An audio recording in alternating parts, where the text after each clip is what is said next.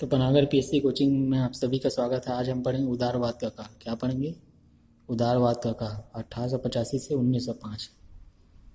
क्या बोल रहा हूँ इसमें का? जो आधुनिक इतिहास का हम लोग जो देखे थे, इसका टॉपिक जो हम लोग जो पहले भी कवर कर चुका हूँ मैं, जो इसमें बोलने का मतलब ये उदारवाद का काल हम लोग जब पढ़ रहे, इसमें जो आधुनिक भारत के इतिहास में जो उस टाइमिंग में जब कांग्रेस दल जब बना था 1885 में, तो उनका एक उदारवादी काल मतलब था, चल रहा था। एक उग्रवादी काल मतलब 1885 से 1905 तक एक सामान्य रूप में उनके द्वारा कार्य होता रहा। एक नरम दल और गरम दल भी था, है ना। तो इसी के मैं काल का बताऊंगा कि 1885 से 1905 तक आपका जो काल चला उदारवादी काल, इनका मैं बारे में थोड़ा विवरण दूंगा। कौन कौन नेता इसमें शामिल थे, उदारवादी कौन थे, मतलब ये जो उदारवादी कौन थे, जो क्या करते थे, मतलब सरकारी दस्तावेज में जाके अनुनय विनय करके हाथ पर जोड़ मतलब बोलने का मतलब ये था कि उनका मतलब दस्तावेज में आवेदन करके उनका बात मतलब कराया जाता, मतलब कोई अनुमति लेना था तो उनसे परमिशन टाइप का, जैसे वर्तमान में जो होता है ना, उसी टाइप का ही था। वर्तमान में जो हम लोग आवेदन कहीं भी आप सरकारी दस्तावेज में जो आपका जो कार्यालय में जाते हो, तो जिस तरह से आज होता है उसी टाइम का उदारवाद काल था। उग्रवादी जो हिंसा हुई, इसके बाद उग्रवादी पढ़ेंगे, उसका मैं बताऊंगा क्या है। तो इनमें जो प्रमुख नेता कौन कौन शामिल थे, इसका मैं बता रहा हूँ।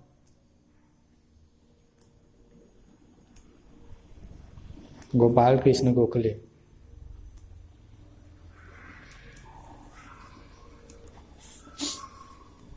पहले नेता थे गोपाल कृष्ण गोखले, ठीक है। दूसरे नेता दादा भाई नौरोजी। दादा भाई कौन थे?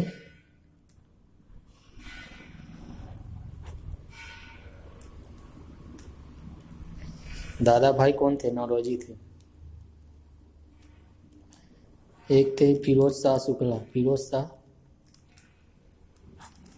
मेहता। कौन थे? फिरोज शाह मेहता जी। पहला गोपाल कृष्ण गोखले जी, दादा भाई नौरोजी, दूसरा फिरोज शाह मेहता, इनमें शामिल थे।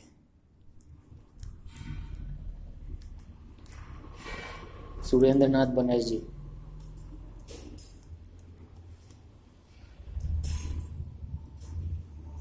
एक WC बनर्जी थे, इनका नाम याद रखिए, WC बनर्जी थे। छठवा में आप याद रखिए मदन मोहन मालवीय। मदन मोहन कौन थे? मालवीय जी थे। सातवां में देखिए महादेव,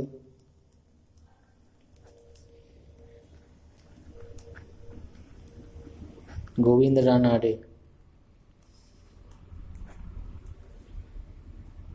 महादेव गोविंद रानाडे।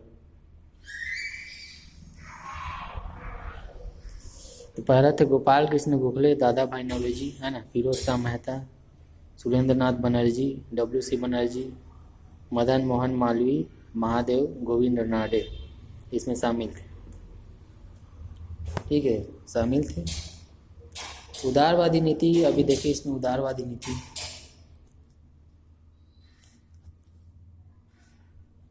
उदारवादी की क्या था इसमें नीति।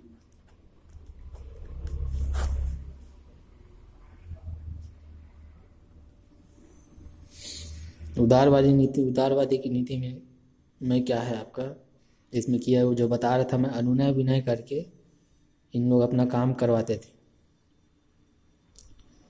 जैसे कि इसमें उदार नीति में आपका संस्मरण पत्र,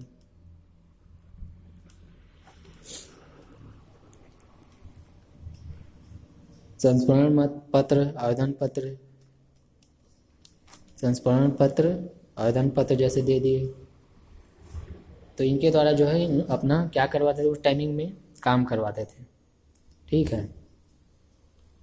अब इन लोग मांगे क्या क्या करते थे, मतलब देखिए, तो इन लोग मांग जाके क्या करते थे वो आवेदन पत्र में। एक तो पहला था संवैधानिक विकास हो,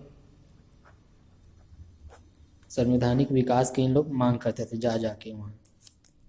1892 में जो भारतीय परिषद अधिनियम के मांग में इन लोग क्या किए, सफल हुए। तो जो 1892 अक्टूबर, तो भारतीय परिषद अधिनियम, भारतीय परिषद अधिनियम, भारतीय परिषद अधिनियम के मांग में क्या हुए, ये इनके तो सफल हुए। क्या हुए, सफल हुए। एक इसमें देखिए, इसमें जन प्रतिनिधित्व,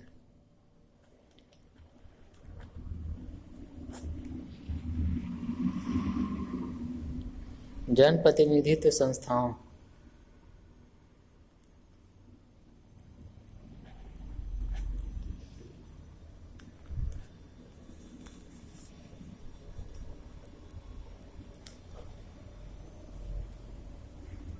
जनप्रतिनिधित्व निधि संस्थाओं के भारतीय कारण की मांग, जनप्रतिनिधि जो संस्थाओं के भारतीय कारणों की मांग इसमें करते थे। जो मतलब जो भी संस्थाएं होती थी इसमें जो भारतीय जो रहते थे, बोलने का मतलब है, तो उन्होंने अपना जो भी प्रतिनिधि थे वो अपने मांग को पूरा करने कोई भी ज़रूरत या आवश्यकता की जो उनको जनता के हित के लिए था, तो ये क्या करते थे, कार्यालय में जाके उनकी मांग करते थे। और भी जैसे जो आपका आर्थिक मुद्दा हो गया, कोई भी आर्थिक मुद्दा, और राजनीतिक तो नहीं, सामाजिक आप याद रखिए, आप सामाजिक याद रखिए, और आपका लोक कल्याणकारी,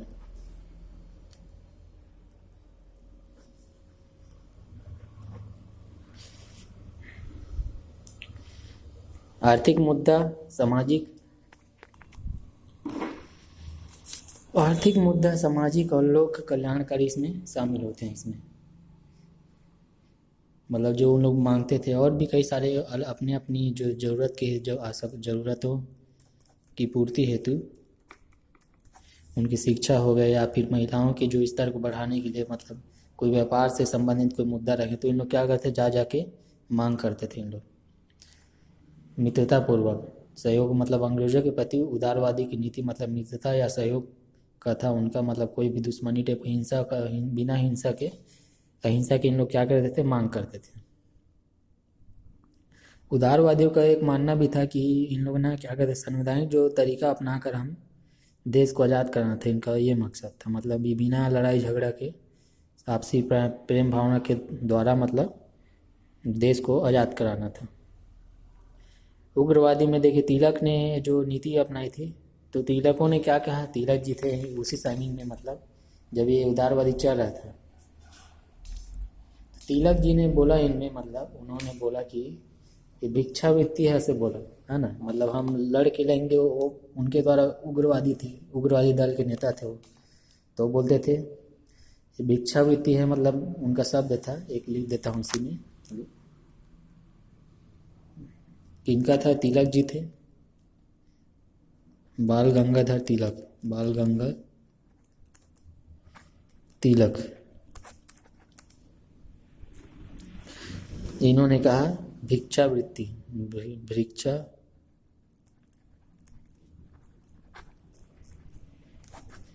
भिक्षावृत्ति कहा इनको। इसको क्या, भिक्षावृत्ति मतलब जो मांग कर रहे हैं, मतलब जो आप मांग करते हैं उनको भिक्षावृत्ति कहा।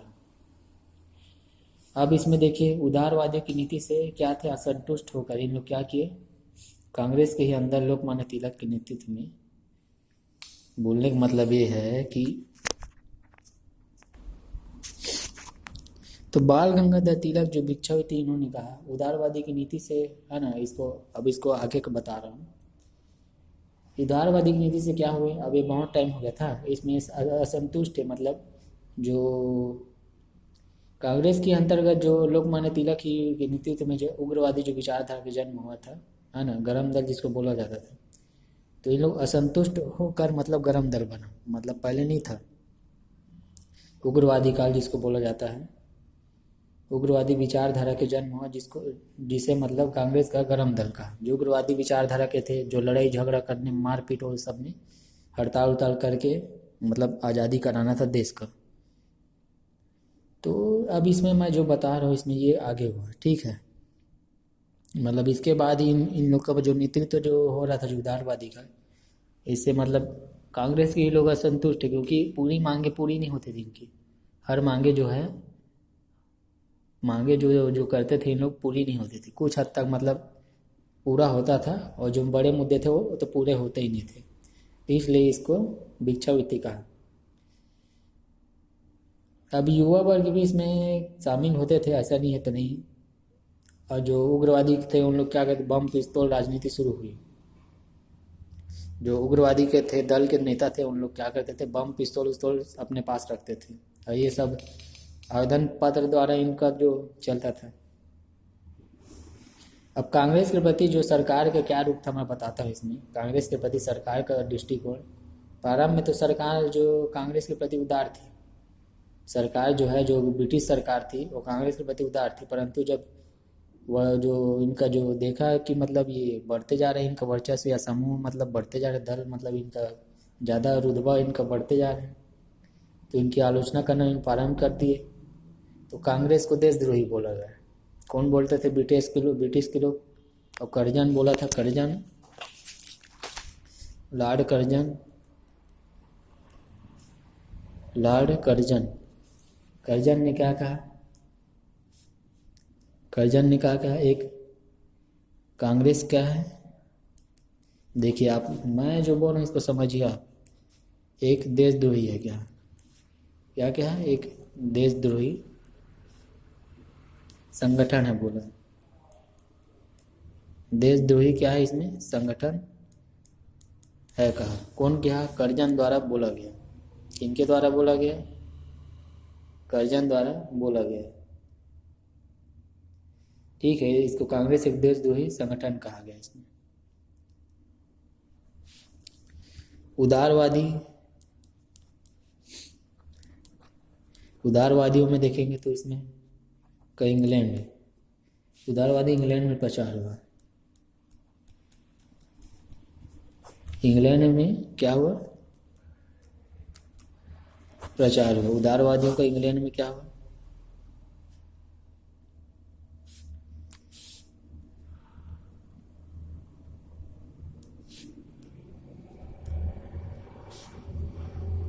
जो उदारवादी थे उनका क्या हुआ, इंग्लैंड में क्या हुआ, प्रचार हुआ। उसी टाइमिंग में जब ये बना था ना 1887 में, 1887 के आसपास, दादा भाई नौरोजी। तो इंग्लैंड में प्रचार में क्या हुआ था, पहले में एक 1887 में, यही याद रखिए आप, इंग्लैंड में प्रचार और लंदन में आपका एक भारतीय सुधार समिति बनी।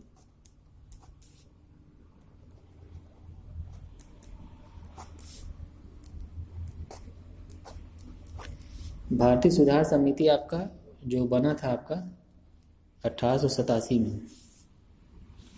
कब बना था, भारतीय सुधार समिति बनी 1887 में बना था। कब बना, दादा भाई नौरोजी,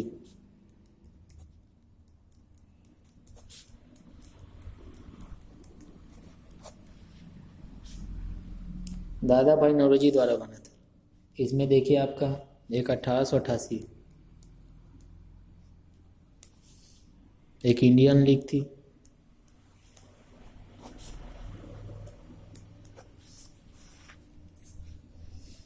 इंडियन लीग बना 1888 में। 1887 में ये बना भारतीय सुधार समिति, दादा भाई नौरोजी, इंडियन लीग आपका।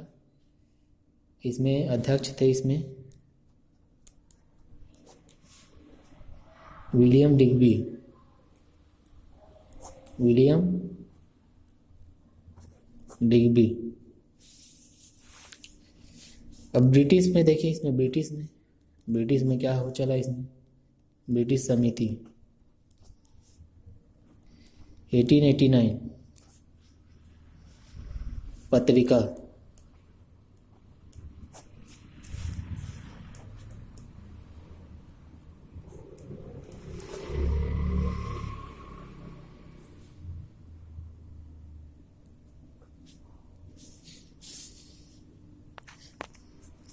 ब्रिटिश समिति एक बनी है ना, 8 पत्रिका, जिसको इंडिया में आपका अध्यक्ष इंडियन लीग ये जो इंडियन लीग बना 1888, ब्रिटिश समिति एक बनी 1889 में, जिसको पत्रिका निकाला गया उसमें से, है ना, इंडिया, उसका नाम था, पत्रिका का नाम था क्या था, ये नाम था इंडिया, पत्रिका का नाम क्या था, इंडिया नाम था। तब उदारवादी की उपलब्धियाँ बता देता हूँ, उदारवादी का उपलब्धियाँ क्या क्या थी।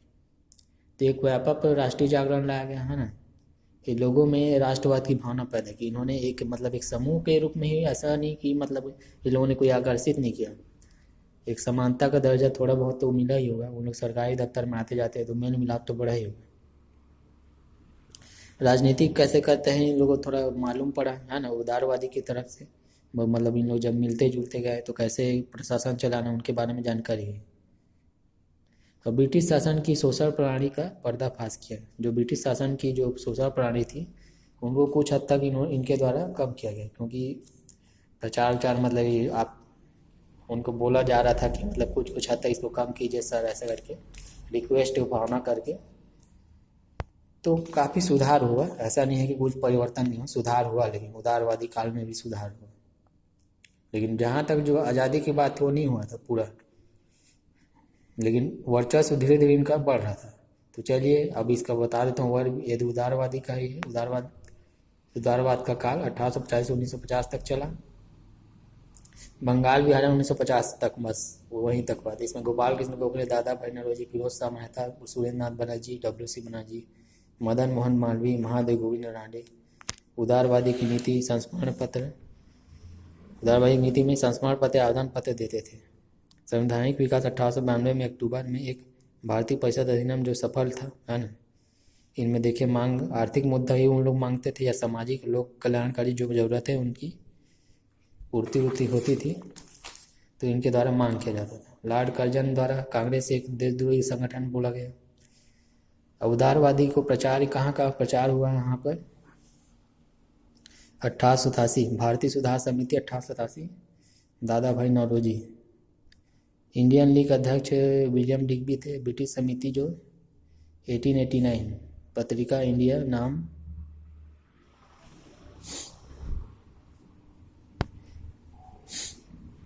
देखिए 1888 इसमें इंडियन लीग बना, भारतीय सुधार समिति 1887, दादा भाई नौरोजी। इंडियन लीग ये बना, जो दादा भाई नौरोजी थे इसमें, इनके द्वारा भारतीय सुधार समिति 1887। इंडियन लीग अध्यक्ष थे इसके विलियम डिग्बी। ब्रिटिश समिति बनी, इनके द्वारा एक पत्रिका नाम जारी किया गया, इंडिया जिसका नाम था। तो चलिए जिनको इनको एडमिशन लेना है CGPSC प्री उरी व्यापम उपम की, और जो भी होंगे क्लासेस उसका लाभ ले सकते हैं, और आप ट्यूशन क्लासेस भी आप पढ़ सकते हैं। जो आपका पहली छठवीं से आपका 12वीं तक मैथ उससे रीजनिंग कोई पढ़ना होगा तो आप लोग पढ़ सकते हैं। तो वीडियो देखने के लिए आप सभी का धन्यवाद।